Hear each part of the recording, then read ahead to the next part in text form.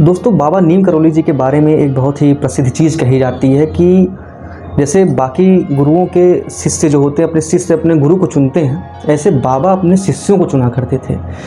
और ये बात उन शिष्यों को 10 साल, 5 साल, 8 साल, 15 साल बाद पता लगती थी कि मुझे चुना गया था। ऐसी एक घटना है, इंग्लैंड में एक अंग्रेज़ अपने बस में चढ़ता है ऑफिस से घर जाने के लिए, और बाबा नीम करौली उसी बस में चढ़ते हैं और जा कर के, हालांकि उस व्यक्ति को अभी बाबा नीम करौली कौन है, क्या है, उसके बारे में कुछ अंदाज़ा ही नहीं है। वो अपना इंग्लैंड में एक अलग ज़िंदगी जी रहा है, नौकरी वाली। तो बाबा इसके पास आते हैं, कहते हैं कि मुझे खिड़की वाली सीट पे बैठना है, मुझे अच्छा लगता है बैठना, क्या तुम मुझे बैठने दोगे? तो व्यक्ति थोड़ा सा भारतीय को देखे चिढ़ने वाला आदमी था, चिढ़ता है लेकिन अलाउ कर देता क्योंकि बाबा ने बहुत प्यार से बोला था। तो बाबा बैठते हैं, इससे बातें होती हैं। 2 मिनट में इस लिखता है कि इसका पूरा गुस्सा शांत हो गया था। बाबा इतनी अच्छी और प्यारी बातें कर रहे थे। बाबा उसी रूप में थे जैसे यहाँ अपने इंडिया में होते थे, भारत में, कंबल ओढ़े हुए। और फिर ये बात करते करते उसी सीट पे सो गया। जब बस स्टेशन आया तो ये उठता है और देखता है बाबा हैं ही नहीं बगल में। अब ये सोचता है कि जब रास्ते में कहीं बस रुकी नहीं, मैं हटा नहीं, तो वो निकले कैसे सीट से। और उसको तो चौंक जाता है लेकिन ज़्यादा ध्यान नहीं देता है क्योंकि कुछ अंदाज़ा ही नहीं था उसका। जब शादी हुई उस व्यक्ति की तो 7 साल बाद वो इंडिया जब आया तो घूमने जब उत्तराखंड गया, बाबा के आश्रम में पहुंचा तो वहाँ देखता है कि तो वही बाबा हैं जो मुझे लंदन में, इंग्लैंड में बस में मिले थे। वो शिष्यों से पूछता है कि बाबा इंग्लैंड गए थे, मैं मिला था इनसे। शिष्य बताते हैं बाबा तो कभी इंग्लैंड गए ही नहीं हैं। तो ये उसी टाइम समझ गया कि मुझे चुना गया था और हमेशा हमेशा के लिए बाबा का शिष्य बन गया। दोस्तों, जो दूसरी घटना है वो है कि उस समय के ICS, जिनको आज IAS कहा जाता है, अधिकारी, उस समय इंडियन सिविल सर्विसेज होता था, आज इंडियन एडमिनिस्ट्रेटिव सर्विसेज है। और तो कमिश्नर थे लखनऊ के, काफ़ी दारू पीते थे। तो उनके जो सुप्रिटेंडेंट ऑफ पुलिस थे, SP, वो परेशान थे कि सर को किसी तरह से सही लाइन पे लाया जाए। हालांकि SP साहब तो उनसे जूनियर ही थे तो क्या ही बोलते उनको। रिक्वेस्ट करते थे कि चलिए आपको नीम करौली आश्रम ले चलते हैं, वहाँ पे शायद कुछ आपको फ़ायदा हो। लेकिन वो मानते नहीं थे, कितना ही जिद करते, जूनियर थे। तो बाबा एक बार मथुरा आए थे तो SP साहब उनके दर्शन करने गए थे। तो रिक्वेस्ट करते हैं कि आप लखनऊ चलिए, हमारे साहब से मिलिए, वो काफ़ी गलत रास्ते पे निकल गए हैं। तो बाबा आते हैं कार में और बिना पूछे ही कमिश्नर साहब के ऑफिस में घुस गए। बोले क्या समस्या हो गई तुमको? अब कमिश्नर को कुछ पता ही नहीं है कि किसी को बुलाया गया है, ऐसा बाबा हैं, इनके पास इतनी शक्तियाँ हैं, इतनी सिद्धियाँ हैं। तो कहता है कि अपने SP को डांटते हैं कि किसको लेकर के आओ, बाहर निकालो इनको। इतने में SP साहब ने पिस्टल निकाल करके कमिश्नर पे तान देते हैं कि आप किसी तरह से बात करिए, मुझसे जो कहना करिए, इनको कुछ मत बोलिएगा। बाबा सॉरी बोलकर क्षमा मांग के बोले अब कभी नहीं आऊँगा मैं यहाँ पे, चले गए।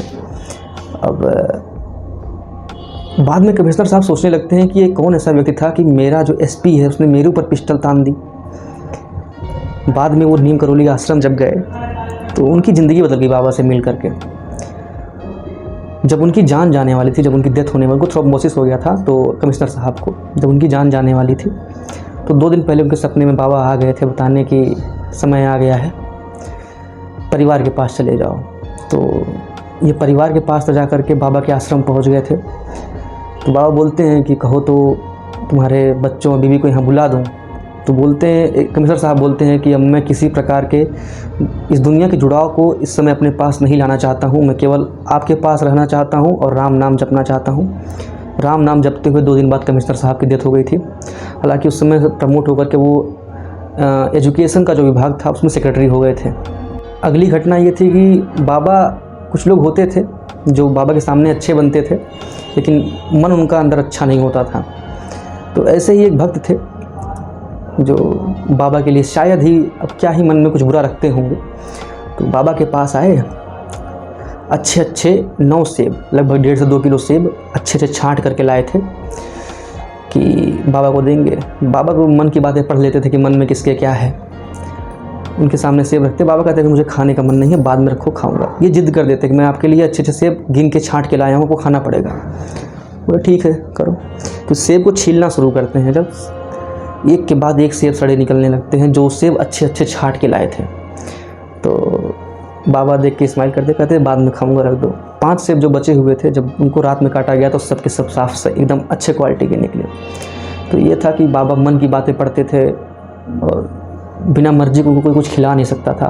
वो चीज़ों को देख करके ख़राब कर देते थे और ख़राब चीज़ों को देख करके अच्छा कर देते थे। एक ये घटना थी। अगली घटना जो है एक बाबा के भक्त ने ही शेयर की थी।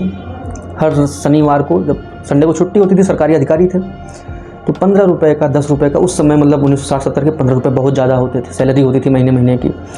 उतने रुपए का राशन, खाना, फल फूल सब कुछ लेके बाबा के लिए जाते थे। तो एक बार वो पैसे उनके पास थे नहीं और ले नहीं जा पाए, खाली हाथ चले गए थे और मन ही मन वहाँ बाहर बाबा को बैठ के सोच रहे, बाबा के पास जाऊँगा, क्या बताऊँगा, काश मेरे पास 10,000 रुपये होते तो मैं बाबा के मंदिर में डोनेट कर देता।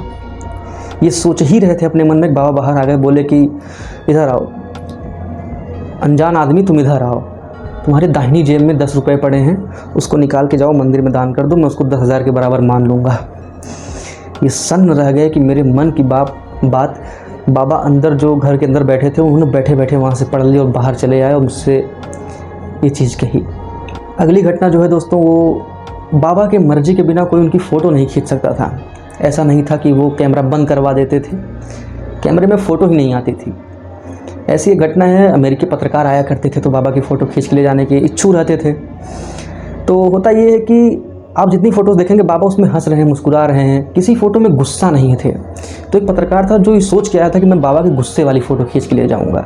अब ऐसा नहीं था कि बाबा गुस्सा होते नहीं थे, बाबा काफ़ी गुस्सा होते थे, नाराज़ भी कभी कभी हो जाते थे। तो हुआ ये कि ये बाबा ने कहा था कि कोई कैमरा लेकर के अंदर नहीं आएगा, और ये व्यक्ति अंदर कैमरा लेकर घुस गया और लगा के बैठ गया कि बाबा गुस्सा होंगे तो फ़ोटो खींचूंगा। बाबा एकदम क्रोधित हुए, उठे और इसकी तरफ से घूर रहे थे गुस्से में।